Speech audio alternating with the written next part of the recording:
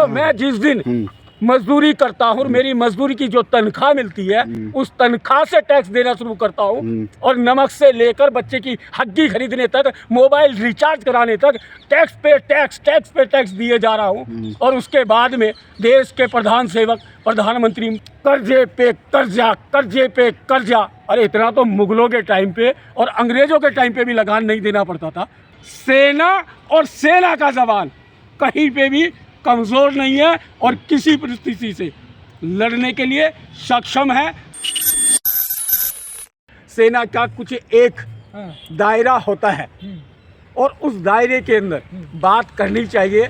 युद्ध हो जाता है, युद्ध कर देते, अगर परिस्थितियां ऐसी होती बनती तो बेहतर होता। ऐसा कुछ नहीं है कि हम किसी से कमज़ोर हैं, लेकिन फिर भी मुझे ताज्जुब होता है कि सेना की इस तरीके की चीज़ों का ऐसे सोशल मीडिया पे या ऐसे सवाल आ रहे हैं, ऐसी किताब आ रही हैं जो मैं मानता हूँ कि वो असंवैधानिक है और देश के सुरक्षा तंत्र को कमज़ोर करने की साजिश।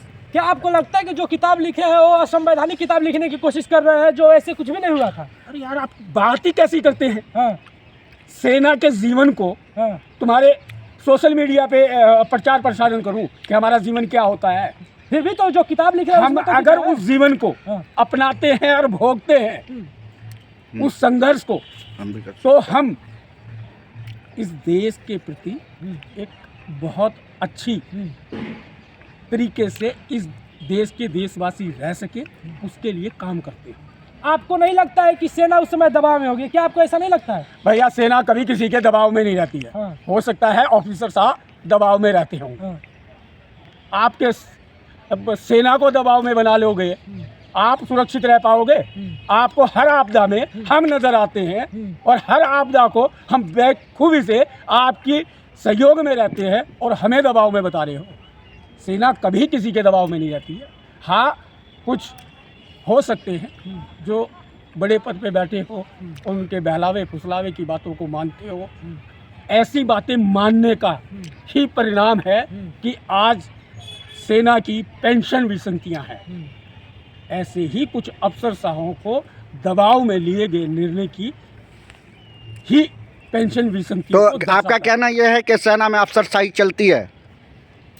अरे यार, कोई गलत ऑर्डर दे देगा, आप मान लोगे क्या? आपको नहीं पता है? आप इंसान हो या क्या हो, आपको नहीं पता चलता है कि ये संवैधानिक है असंवैधानिक है। आप किसी ड्यूटी को कर रहे हो तो आपको कह दिया जाएगा कि कुछ भी उल्टा सीधा कह सकता है कोई? इस देश के अंदर कोई कानून व्यवस्था है? फिर आप लोग ऐसे पता नहीं कौन सी किताबों पे सवाल पूछने लग जाते। अरे कभी भी सवाल पूछो।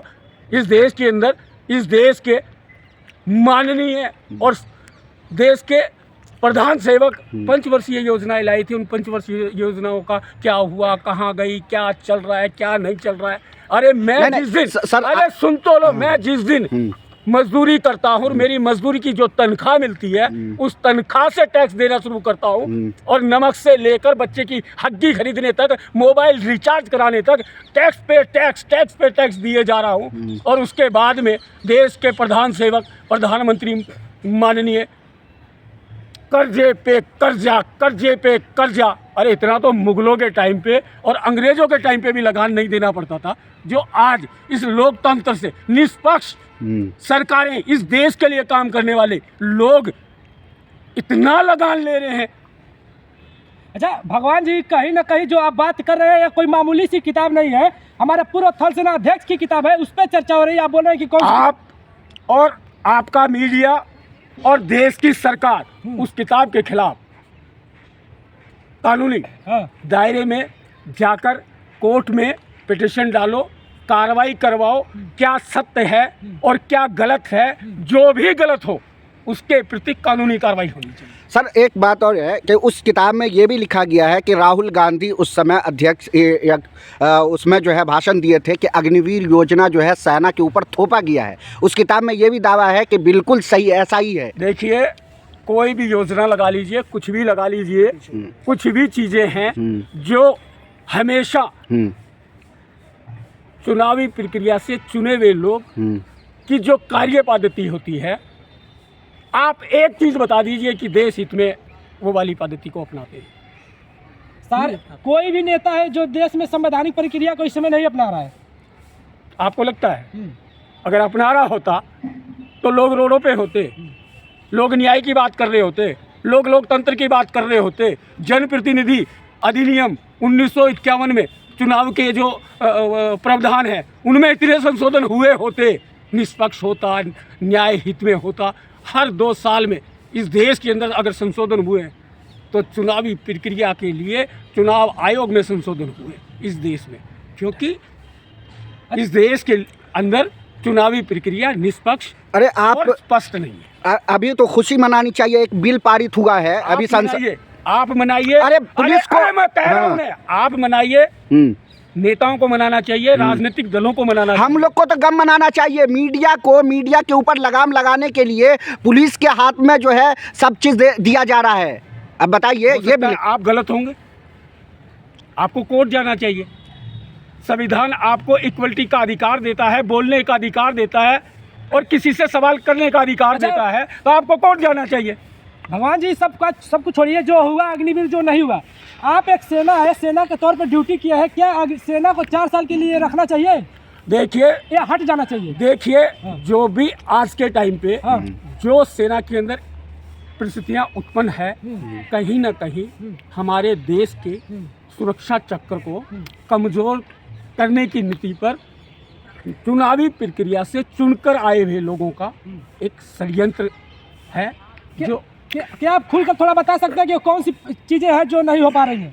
थोड़ा सा खुल के जो आप देखिए, अगर सेना के रिटायर्ड एक पेंशन के लिए धरने पे बैठना सेना का मनोबल गिराना, और अगर गैर कानूनी नहीं है जो उन्होंने किया है तो उनको इतना बड़ा पटल है सोशल और प्रिंट मीडिया का, चाहे डिफेंस मिनिस्टर हो, प्रधानमंत्री हो, जो भी, लेकिन उस पार्टी का बोलने वाला स्पोक पर्सन आके समझाए कि हमने तो संवैधानिक प्रक्रिया में ऐसा किया, हर एक स्टेप। लेकिन बीजेपी तो हर अपने चुनावी रैलियों में गृह मंत्री मोदी जी बोलते हैं कि हम 70,000 करोड़, 80,000 करोड़, 90,000 करोड़ दिए हैं पेंशनधारियों को। कहीं ना कहीं कुछ अनदेखी, कुछ कमियां की होंगी, तभी वो सैनिक धरने पे है, तो क्लियर कर दे। हाँ, ये जरूर है कि इस देश के अंदर अगर गलत हुआ है, अगर वो व्यक्ति भी अगर अपने लिए न्याय मांगता है एक संवैधानिक प्रक्रिया में, तो हमारे देश के अंदर दुर्भाग्य है कि कोई सुनता नहीं है। बीजेपी हमेशा ये दावा करती आ रही है कि हमारी सरकार में सेना मजबूत हुई है। आप इसको किस तरह से देखते हैं? देखिए, जो सैनिक होते हैं उन परिस्थितियों में उनका मनोबल मजबूत होता है, इसलिए सेना मजबूत रहती है। अगर सेना को मजबूत किया होता, सेना के मनोबल को मजबूत किया होता, तो सेना में अग्निवीर नहीं होता, पेंशन के लिए धरने पे नहीं होते, बातें नहीं उठ रही होती, ये किताब नहीं आई होती। तो आप इन चीज़ों को जानते हैं और देश की राजनीति भी जानती है इन चीज़ों को कि वो कर क्या रहे हैं और उसके दुष्परिणाम क्या निकलेंगे, क्या नहीं निकलेंगे।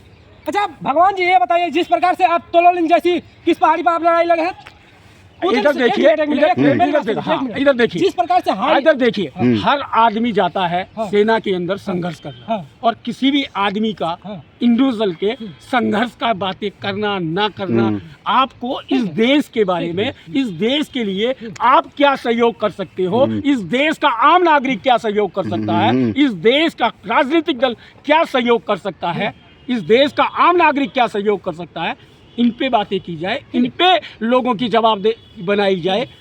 बिल्कुल, हमारी बात वो देश के लिए है। जिस तरह से भारत चाइना और पाकिस्तान जैसे अपने दो दुश्मन मुल्क से घिरा है, एक तरफ पहाड़ी और एक तरफ पहाड़ी के साथ साथ बर्फ भी है, दुनिया की सबसे ऊंची हिमालय चोटी है, अपना हमारा बॉर्डर लगाता है, पाकिस्तान के साथ भी बॉर्डर लगाता है, रेगिस्तान। देखिए, एक मिनट सर, एक मिनट, क्वेश्चन सुनिए। हाँ, उस तरह के माहौल में क्या हम 6 महीने की अपनी ट्रेनिंग दे करके उनको पक्का कर पाएंगे अग्निवीर के तहत? क्वेश्चन है मेरा। हमारे देश के जवान के अंदर इतना उसका मनोबल हाई है कि उसको बिना ट्रेनिंग भी अगर देश के लिए ऐसा कह दिया जाए तो वो बिना ट्रेनिंग भी 7 दिन की ट्रेनिंग में भी उन परिस्थितियों से लड़ने की क्षमता रखता है। यही भारतीय, ये भारत के नागरिकों के वांशिक गुण है जो इस देश की सेना को मजबूत बनाते हैं। और इस देश के नागरिकों ने प्रथम विश्व युद्ध, द्वितीय विश्व युद्ध, हर ऐसे युद्धों में भाग लिया है। भगवान जी, आप एक तरफ बोल रहे हैं कि सेना अगर मजबूत हो रहती तो अग्निवीर नहीं आती, दूसरी तरफ आप बोल रहे हैं कि 7 दिन काफी है। वो आप जैसे भारतीय नागरिक जो चुनावी प्रक्रिया को से चुनकर जाते हैं, उन लोगों की नीतियां हैं, दूषित है तो वो है सेना। और सेना का जवान कहीं पे भी कमजोर नहीं है और किसी परिस्थिति से लड़ने के लिए सक्षम है, सक्षम नहीं है। लेकिन कहीं ना कहीं आप मान रहे हैं कि अग्निवीर देश के हित में नहीं थी, उस पर काम नहीं हुआ है अच्छे से। उसके बाद से दूसरी तरफ आप बोल रहे हैं वो कि लोग तो आज भी अपना काम ठीक कर रहे हैं। अग्निवीर जाने के बाद अग्निवीरों में से शहीद हुए हैं, आप उन पे उंगलियां उठा रहे हैं। इस देश को शर्म नहीं आती है? लेकिन सरकार तो शहीद मानने के लिए तैयार नहीं है ना अग्निवीरों को, शहीद का दर्जा वो नहीं तो मैं दिया पहले से कह रहा हूँ कि चुनावी प्रक्रिया से गए हुए नेताओं की नीतिगत विवेक के कारण ऐसा हो रहा है। उनकी नीतियाँ ठीक नहीं है, उनका विवेक ठीक नहीं है।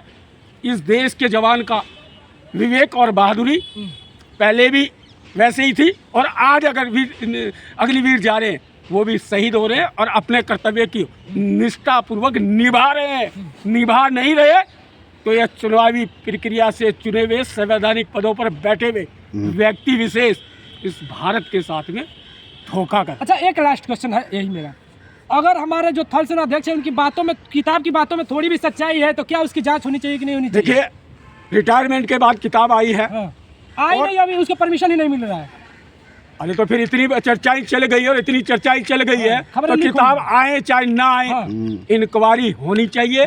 अगर जो भी दोषी हो और जो भी षड्यंत्र को सहयोगी रहे हैं, उन हर आदमी पर कानूनी कार्रवाई होनी चाहिए। हमारा संविधान और हमारी न्यायपालिका और हमारे शासन प्रशासन के नियम कानून ऐसा करने के लिए बाध्य करते हैं और कार्रवाई होनी चाहिए। धन्यवाद।